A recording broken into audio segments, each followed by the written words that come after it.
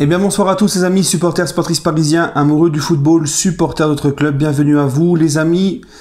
J'aimerais faire une vidéo où j'ai tellement de choses à vous dire en fait par rapport au match Paris Saint-Germain-Marseille. Tout d'abord, je tiens juste à préciser que je n'appelle pas ça le classico de la honte par rapport au fait que Marseille est venu avec le bus au Parc des Princes. En se basant sur un jeu défensif et en attendant le contre, ni parce que Marseille a gagné. Ça n'a strictement rien à voir. J'aurais tenu le même titre si Paris aurait gagné ce match, mais avec les mêmes conditions, enfin tout ce qu'on a vu. Parce qu'en fait, pendant le match et encore après, je trouve que c'est une honte pour l'image du football français, tout ce qu'on voit en fait depuis ce match en fait, voilà. Donc j'aimerais en parler point par point, parce qu'il ne faut pas oublier que PSG-l'OM c'est quand même une des affiches les plus importantes de Ligue 1. Et ben là, tout ce qui s'est passé, tout ce qui se passe pendant et après, ça a fait le tour du monde et c'est vraiment pas une bonne image pour les deux clubs, pour la Ligue 1. Donc je vais essayer de parler point par point, ça risque d'être un petit peu long. Mais bon, on va essayer de faire les choses bien et de s'expliquer tranquillement, sans haine, avec objectivité, etc. Et vous me connaissez, je suis pas un mec qui va dorloter toujours les joueurs ou le club dans le sens du poil. Parce que le premier point où j'ai honte, c'est l'attitude des joueurs du Paris Saint-Germain pendant le match. Parce que les amis, t'es vice-champion d'Europe. Tu viens de sortir, tu as fait une finale de Ligue des Champions, tu viens de perdre à Lens. Tu te dis... Bon, c'est le classico, tu viens de perdre à Lens, il va peut-être falloir un peu quand même lancer ta saison. Tu vas avoir à cœur de te rattraper, de battre ton rival au parc, avec tout le chambrage qu'il y a eu, parce que s'il y avait bien un classico à ne pas perdre, c'était celui-ci. Malheureusement, les Parisiens se sont sabotés tout seuls, ont facilité la tâche aux Marseillais. J'ai vu un Paris Saint-Germain qui n'a pas voulu jouer, si ce n'est sur les 20 premières minutes, et on va dire le début de la seconde mi-temps, mais qui est finalement plus venu pour mettre des taquets que pour jouer au football. Et cet état d'esprit, c'est inadmissible, je suis très en colère. Comme je l'ai dit hier dans le grand décrassage de Thomas Parle Foot. Parce que, en fait, on n'a jamais voulu jouer au foot. Quand on dit que la vérité est sur le terrain, qu'on parle sur le terrain, c'est par rapport au fait que tu vas dominer ton adversaire dans le résultat, tu vas l'emporter. C'est pas venir sur le terrain et échanger des coups. Le PSG a tout fait à l'envers dimanche. Normalement, le PSG aurait dû, pour répondre à Dimitri Payet et le chambrage, etc., normalement, tu mets une tôle à ton équipe. Tu mets une tôle à ton adversaire et c'est terminé, on n'en parle plus, vous ne pouvez plus rien dire. Et ensuite, si tu as envie de mettre un ou deux taquets à Payet comme ça, sans non plus abuser, tu vois, une ou deux petites semelles comme ça, tu le fais. C'est le jeu, c'est comme ça. Mais là, le PSG, en fait, ils ont fait tout à l'envers. Ils ont d'abord mis un contrat sur la tête de Payet, ils ont fighté Payet, avant de penser à marquer des buts. Et cette attitude, en fait, moi j'ai vu un PSG, j'ai l'impression de voir des voyous sur le terrain. Quand tu vois Paredes qui rentre au milieu de terrain, au lieu d'essayer d'apporter quelque chose, de jouer au football, d'apporter un petit peu plus de fraîcheur dans ce milieu de terrain, essayer de construire quelque chose avec les qualités qu'on lui connaît, lui directement, son objectif c'était de rentrer sur les joueurs de l'OM. Kurzawa pareil. Bon, lui, tu me diras, il n'apporte pas grand-chose sur le terrain, mais voilà, moi, cette attitude-là, c'est une honte. J'ai eu honte dimanche soir. Et Marseille, eh ben, ils ont su en profiter. Et regardez que c'était même pas Marseille qui est venu qui est venu pour se battre, puisqu'à la base, ça se passait très bien. Tout a commencé quand Neymar a fait son coup sur Payet. C'est là que tout a commencé. Marseille a su en profiter, et Marseille a su nous faire sortir de notre match. Voilà. On s'est saboté tout seul. Et je trouve que, avec déjà toutes les polémiques qu'il y a sur Ibiza, le coronavirus, on sait qu'en France, on nous fait aucun cadeau, le PSG est détesté, on nous dézingue à la moindre seconde, au moindre petit truc. Et toi, tu donnes à bouffer aux médias, tu donnes le bâton pour te faire battre en te comportant comme des délinquants sur le terrain. J'ai cru que c'était un match un match de la rue, là. Et moi, ça, je suis dégoûté. Dégoûté, très déçu de l'attitude des joueurs du Paris Saint-Germain qui ont plus pensé à se battre qu'à jouer au football. Et on sait que si le PSG aurait joué son football, le PSG aurait montré autre chose, tout le monde sait très bien que le PSG est au-dessus de Marseille et que le résultat n'aurait peut-être pas été celui qu'il a été. Mais c'est tout à l'honneur des Marseillais qui ont su profiter de ça. Et qu'est-ce que tu veux leur reprocher, hein? Et on va en reparler après avec la déclaration de Tuchel. Bah maintenant, tiens. Puisque dans les choses qui font partie de la honte de ce match, c'est aussi Thomas Tuchel qui l'a encore redit tout à l'heure en conférence de presse d'avant-match contre Metz, qu'on a été exceptionnel, extraordinaire, irréprochable dans l'état d'esprit, qu'on a juste eu pas de chance. Voilà, c'est tout. Il l'a encore dit tout à l'heure. Alors, qu'ils disent qu'on a dominé Marseille dans la possession, qu'on a eu plus d'occasions que Marseille, qu'on a vendangé 2-3 occasions, que Mandanda est exceptionnel, ce qui est vrai, pas de problème. Mais qui te disent qu'on a été irréprochable, exceptionnel, que ça a été magnifique, non, là c'est trop. C'est trop parce que tu prends les supporters pour des cons, tu prends le Paris Saint-Germain lui-même tu te fous même de la gueule du club. Et à un moment donné, ce mec, il va peut-être falloir qu'il commence à arrêter son discours à la Rudy Garcia. C'est jamais de la faute des joueurs, c'est jamais de sa faute, c'est la faute à pas de chance. C'est Villas-Boas en conférence de presse qui nous dit quand même que Tuchel lui a dit qu'il devrait jouer au loto. Mais c'est quel genre de coach ce Tuchel ? C'est quoi cette mentalité de rageux? Et c'est quoi cette parole, hein? Comment peut-il dire ça? Comment, au lieu de dire, par exemple, que c'est ces joueurs qui ont montré une très mauvaise attitude, que c'est pas normal d'aborder un match comme ça avec une mentalité où on veut tout péter au lieu de jouer au football, une mentalité comme je vous l'ai dit, de voyou, de dire que c'est... On a fait un match, on n'a rien proposé. On n'a rien proposé. En plus de ça, il se passe de Icardi parce qu'il avait qu'un entraînement dans les jambes. C'était le seul neuf qui pouvait faire la différence. Parce qu'on voyait clairement qu'il manquait un neuf dans cette équipe. On joue sans neuf, on n'arrive à rien. Au moins, tu vois, il y aurait eu Icardi pour les centres de Florenzi, ça aurait été autre chose.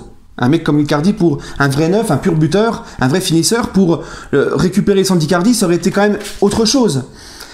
Il y a Kalimundo qui est là, t'as pas de profondeur de jeu. En l'absence d'Mbappé, Kalimundo c'est un vrai neuf, il aurait pu t'apporter une profondeur de jeu. Il a montré des choses intéressantes à Lens, il est même pas dans le groupe.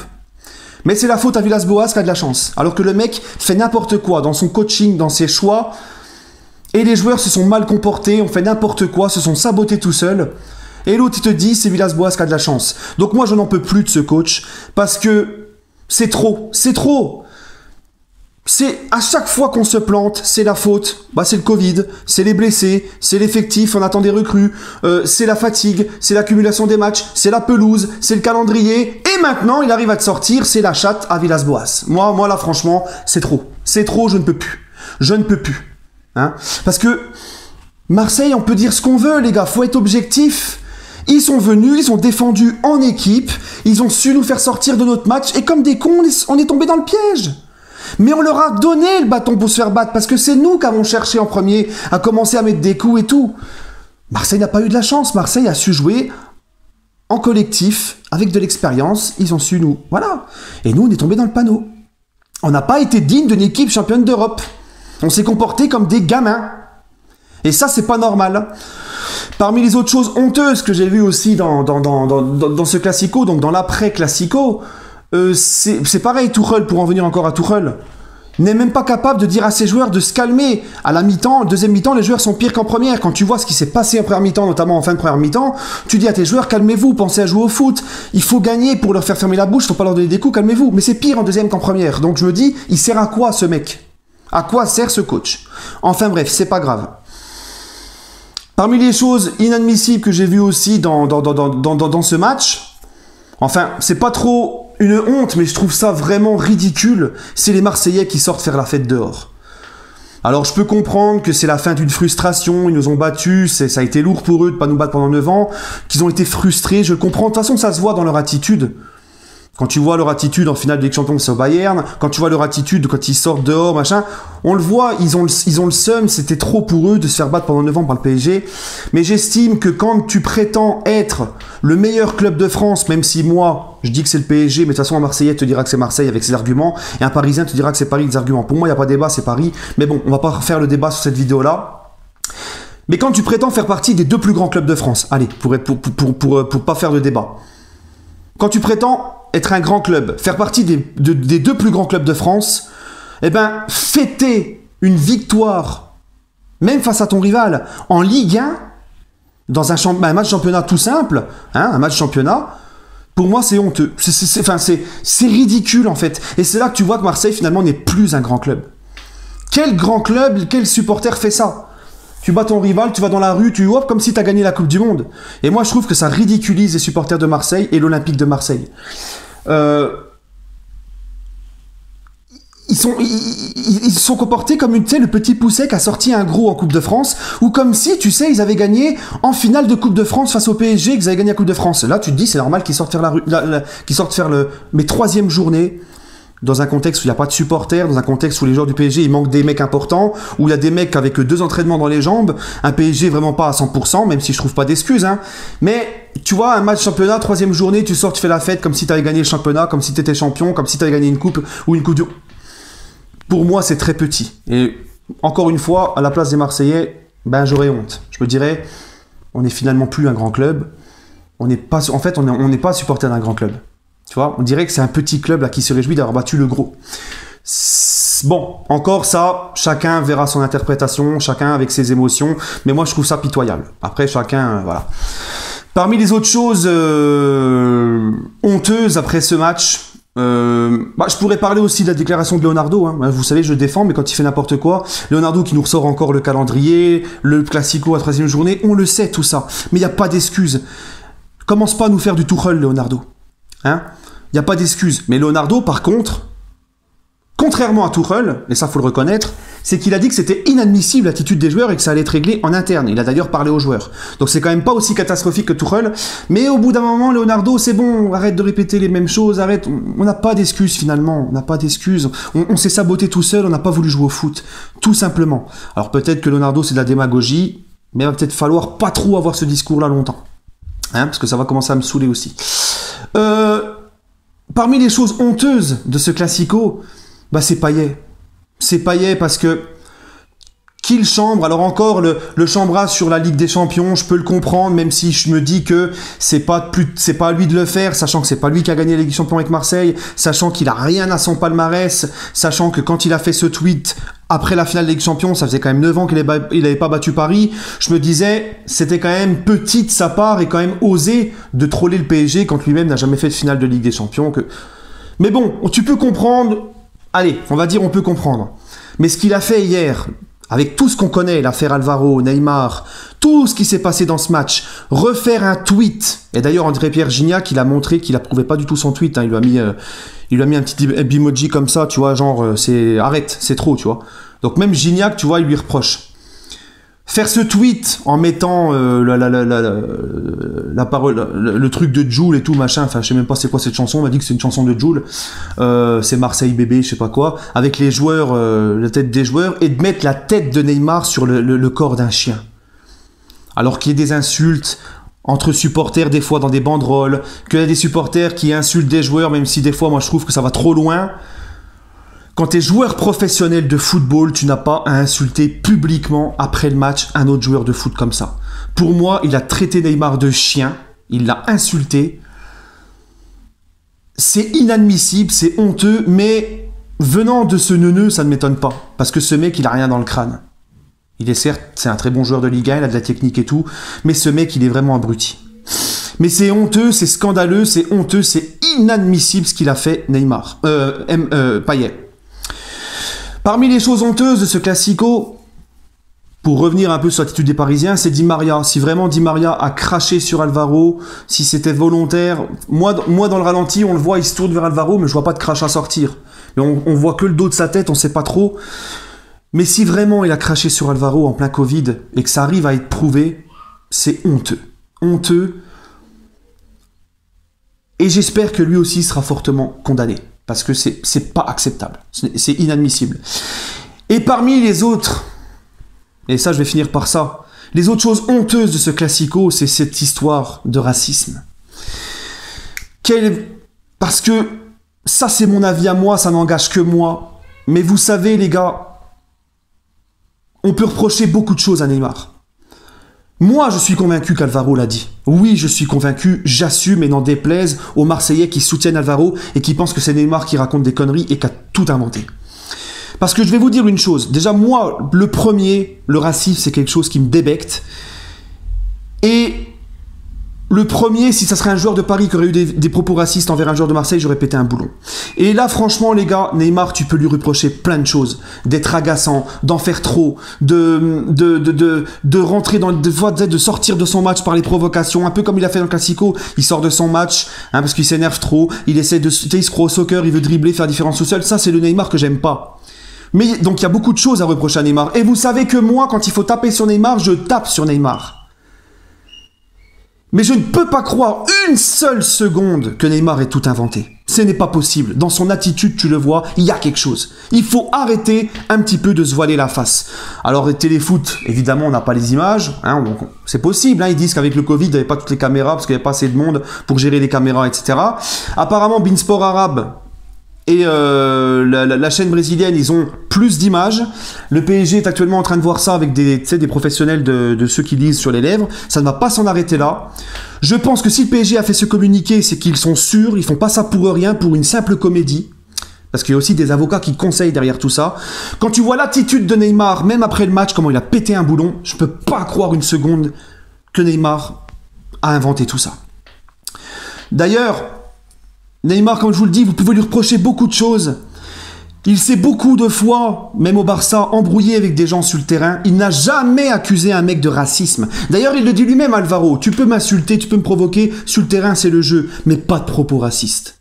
Et Neymar, jusqu'à maintenant, malgré toutes les embrouilles qu'il a eues sur le terrain avec je sais pas combien d'adversaires, c'est la première fois qu'il pète un boulon comme ça et qu'il accuse quelqu'un de racisme. D'accord? Donc qu'on ne fasse pas croire que le mec, il a inventé ça, pour moi, c'est inconcevable. Ou alors c'est un génie, il faut lui donner un Oscar de comédien. Mais je ne peux pas croire que... Tu le vois dans son attitude. Il se retourne vers Alvaro, lui dit « Répète-moi ce que t'as dit ». Et ensuite, il veut partir vers l'arbitre. Et même Sakai, il lui dit « C'est bon, laisse tomber, laisse tomber ». Et là, il pète un câble, il répète 40 000 fois à l'arbitre « Pas de racisme, pas de racisme ». Et quand tu vois son attitude après, sur les réseaux sociaux, je peux pas croire... Ça se voit que le mec, il a la haine, il y a eu quelque chose. Qu'on me fasse pas croire qu'il n'y a rien. Hein. Donc maintenant...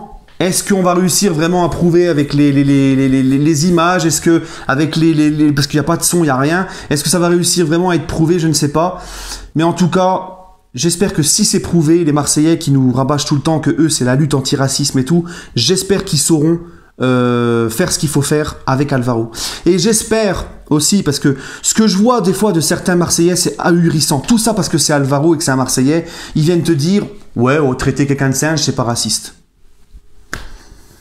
Neymar, il est pas noir. Ouais, non, mais il est pas blanc non plus. Hein. Neymar, je suis désolé, les gars, tu regardes sa couleur de peau, il est un peu couleur métissée. Je pense que si tu prends son ADN, il y a du sang renois à Neymar. Je pense pas qu'il soit viking, le mec. D'accord? Donc, un métis, si tu lui demandes, si tu le traites de singe, je pense pas qu'il va te dire que c'est pas du racisme. Tu vois, au bout d'un moment, faut arrêter. Si vous êtes vraiment dans une lutte anti-racisme, il faut le faire jusqu'au bout. Pas quand ça vous arrange, encore une fois. Hein. Donc, moi, les gars, je ne peux pas croire que Neymar ait tout inventé. Mais tu le vois dans l'attitude, dans tout, tu le vois. D'accord? Donc on verra ce qui va se passer. Mais en tout cas, ça, c'est un scandale et c'est intolérable. Et pour revenir vite fait, parce que j'ai oublié un petit point important, aussi, Alvaro, qui est obligé de faire une photo avec ses coéquipiers renois pour dire « Regardez, moi je suis pas raciste », tu vois. Le communiqué de Marseille, ouais, non, il est pas raciste. Mais c'est trop facile, ça. C'est trop facile. C'est comme, ça me fait penser à la photo de Marine Le Pen, tu sais, en photo avec des petits Africains, moi je suis pas raciste, tu vois. C'est trop facile. Hein. C'est... Enfin, je sais pas. Alvaro, je ne comprends pas, moi. Alvaro, s'il a rien à se reprocher dans cette histoire... Pourquoi? Parce qu'on lit partout qu'il pourrait porter plainte pour diffamation s'il n'y a pas de vidéos qui peuvent prouver ce qu'il a dit. Il veut porter plainte pour diffamation envers Neymar. Il veut porter plainte contre Neymar pour diffamation. Pourquoi attend-il que la Ligue classe l'affaire? Parce qu'il y a un manque de preuves. Pourquoi ne le fait-il pas maintenant? Si le mec il est sûr de ce qu'il a dit, de ce qu'il a fait, pourquoi ne porte-t-il pas plainte maintenant pour diffamation? Expliquez-moi. Hein? C'est bizarre. Bref. Et parmi aussi les choses honteuses, c'est que son numéro Alvao est tourné dans le monde entier, qu'il a reçu des menaces de mort. Ça, c'est intolérable, c'est inadmissible, c'est à vomir aussi. Ce n'est pas, comme dit Tourelle, ce n'est pas possible. Tu vois? Donc, tu vois, tout ça, là, c'est... Mais bon, au moins, tu dis le positif, c'est que là, le Classico, il est un petit peu relancé, tu vois, dans la rivalité, dans l'envie d'en découdre, dans la haine, dans le... Ça va remettre un peu de piment, mais bon. Voilà. Et une dernière chose, parce que j'ai oublié de le dire, dans les points importants par rapport à la fête des Marseillais dehors, dans la rue et tout, quand je disais que c'était pour moi ridicule, c'est que nous, beaucoup de Marseillais nous ont reproché qu'on était pitoyables d'aller fêter notre qualif en finale de Ligue des Champions ou en demi-finale. Par contre, eux, c'est normal, ils vont faire la fête pour un match de Ligue 1. On va comprendre, là, hein, on va comprendre. C'est pareil. Les Marseillais, ça fait des années qu'ils nous disent quand on leur mettait des tricks là. À chaque fois, ouais, mais de toute façon, nous maintenant notre rival c'est Lyon, c'est pas Paris. Ouais, Paris, on prend ça comme un simple. Moi j'en ai des potes marseillais, ils sont comme ça. C'est pour moi qu'un simple match de Ligue 1 maintenant, c'est bon pour nous, il n'y a plus de classico, c'est fini. Maintenant notre rival c'est Lyon et tout, machin. Non. Et maintenant. Ils viennent te dire, c'est la rivalité, on se chambre. C'est la rivalité, on a battu le rival, on sort dehors. Bref, allez, 21 minutes la vidéo. Allez les amis, prenez soin de vous et allez Paris.